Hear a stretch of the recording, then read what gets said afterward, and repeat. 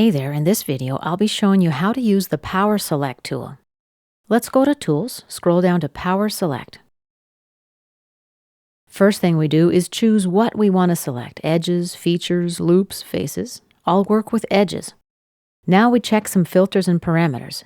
Let's say Edge Convexity. Uncheck Concave Edges and click Search. 4 edges are found. Let's click New Search. The current list will be cleared, that's okay. Now let's select concave edges and search. We find many more edges this time. 140 entities were found.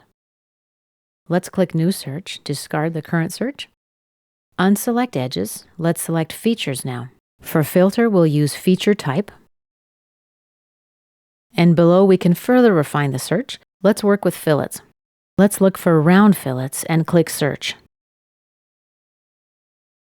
SOLIDWORKS finds 8 fillets. Let's click Close now. The 8 fillets remain selected in the tree and in the graphic area. Press down the Control key and left-click on fillets 1 and 2 to unselect them. Now let's right-click and suppress the rest of these fillets. Go back to Tools, activate Power Select. For feature type, let's unselect round fillets and check Rib. Before we click Search, let's go back to the Select What area, unselect Features, and check Edges this time. Click Search. SOLIDWORKS has found 168 edges.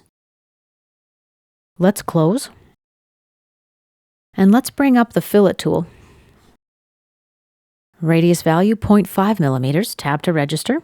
Uncheck Tangent Propagation. Full Preview is selected so we can see what's going to happen in yellow. Let's click Cancel to close the tool. Now let's go to Tools, Power Select. Under Select What, we'll choose Features. Uncheck Edges. Uncheck Feature Type. And let's select Feature Color. Now we choose a color. Let's check Pick Color from Graphics. We'll click here to select this color. The hole is found. And let's click New Search. The current list will be cleared. OK. Let's uncheck Color.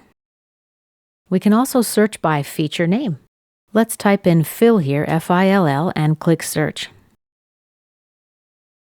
And SOLIDWORKS finds fillets 1 and 2, displays them in the results window below. This concludes our video about the Power Select tool.